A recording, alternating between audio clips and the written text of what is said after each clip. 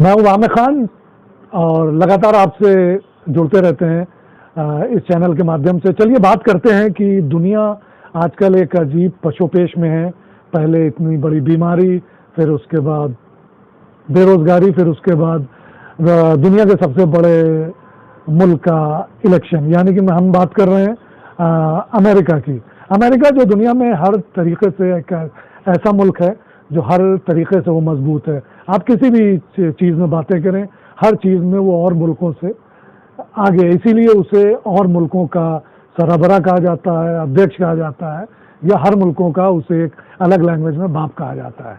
वहाँ का इलेक्शन हुआ, वहाँ के जो अभी के राष्ट्रपति थे डोनाल्ड ट्रंप, उन्होंने बहुत अच्छी फाइटिंग की, लेकिन फाइटिंग और उनके जो नज़रियात थे, जो उनका बिजनेस था, जो उनके तौर तरीके थे, शायद वो अमेरिका की जनता या आवाम को पसंद नहीं है।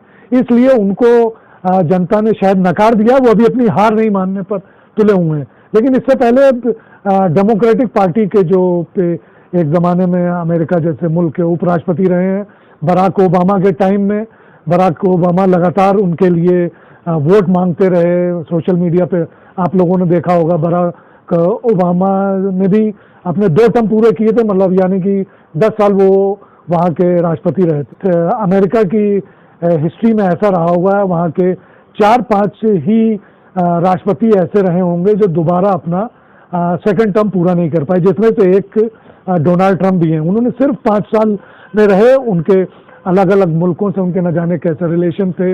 लोगों ने मुल्कों की सतही तौर पर और आवामी तौर पर उनकी शायद मदद नहीं की, या वो पसंद नहीं किए जाते थे। मीडिया उन्हें बहुत दिखाता था, लेकिन मीडिया भी शायद उनको मतलब बाईलाइन कर रहा था, क्योंकि एट अ टाइम सेकंड जो वहाँ के फेज इलेक्शंस हुए, उसमें डोनाल्ड ट्रंप को काफ़ी पीछे कर दिया गया था पब्लिसिटी के तौर पे। जॉ बिडेन को लोग आगे रख रहे थे। अब जॉ बिडेन का क्या सियासी वो है, उन्होंने बस वो उपराष्ट्रपति रहे हैं, सीनेटर भी सबसे कम उम्र के रहे हैं, लेकिन उनके साथ ये है कि वो दुनिया के सबसे शक्तिशाली देश के 2020 में सबसे शक्तिशाली ताकतवर आदमी बन गए हैं। वो राष्ट्रपति हो गए हैं, उनकी ओथ भी हो गई है। और जॉ बिडेन और डोनाल्ड ट्रंप में ये एक फ़र्क है कि डोनाल्ड ट्रंप एक ताजिर थे, एक बिजनेसमैन थे, और बहुत अच्छे बिजनेसमैन थे। एक बिजनेसमैन पॉलिटिशियन बनेगा, राजनीति में आएगा, तो उसके कैसे समीकरण होंगे, ये आवाम को क्या पसंद आता है, क्या नहीं पसंद आता। लेकिन जॉ बिडेन एक मतलब अपने जवानी के दिनों से ही सीनेटर से लेकर के राष्ट्रपति तक का उन्होंने सफ़र पूरा किया। और उनके साथ ही उपराष्ट्रपति हैं कमला हैरिस के जो पूर्वज थे, वो हमारे मुल्क भारत से ताल्लुक़ रखते थे, लेकिन उनकी पढ़ाई और वहाँ की सारी चीज़ें, उन्होंने जो काम जहाँ पे जॉब्स की, और फिर वहाँ की वो सियासत में आ गई। और कमला हैरिस का एक बहुत ही अच्छा, ये पूरी दुनिया भर की महिलाओं के लिए एक संदेश ये है कि वो पहली भी नहीं और आखिरी भी नहीं महिला होंगी जो दुनिया के सबसे बड़े मुल्क की उपराष्ट्रपति हैं। उपराष्ट्रपति यानी कि आने वाले वक्त का राष्ट्रपति भी होता है। बात करते हैं अपने मुल्क हिंदुस्तान की। ये भी मुल्क बहुत शक्तिशाली है, बहुत ताकतवर है, और सबसे अच्छी बात है कि ये हम सब लोगों का मुल्क है। लगातार, जैसे कि मैंने बताया कि अभी जो अमेरिका में हुआ है इलेक्शन में, वहाँ का इलेक्शन विकास पे लड़ा गया, और जो जीता गया है इलेक्शन वो विकास पे, तरक्की पर जीता गया है। डोनाल्ड ट्रंप, जो लोग हारे हैं, वो लोग रेसिज्म की बात करते थे, काले गोरों की बात करते थे, मुस्लिम वोटों के तुष्टीकरण की बात करते थे। कुछ ऐसा ही सियासत हमारे हिंदुस्तान में भी बिहार के इलेक्शन में सुनने को मिली है कि लोग अमीर गरीब की बात कर रहे थे, किसानों की कोई बात नहीं की जा रही थी।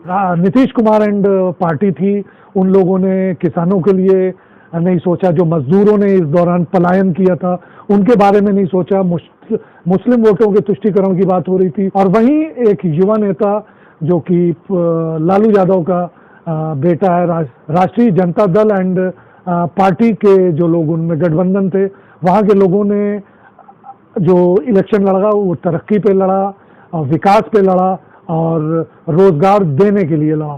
तो हो सकता है कि हिंदुस्तान का जो ये एक बहुत बड़ा राज्य है बिहार, यहाँ से कुछ आने वाली हिंदुस्तान की विकास होना है, मुस्लिम मतलब जो धर्म की राजनीति होती है उस पर शायद विराम लगे और लोगों को भारत को बढ़ाने पर हमारी जो नई जनरेशन आ रही है या नई पौध आ रही है उसे एक मौका मिलेगा कि हमारे मुल्क का जो इलेक्शन है, जो युवा वर्ग है वो कहाँ जा रहा है, क्योंकि युवा जो है वो हमारे देश का फ्यूचर है, मुस्तकबिल है।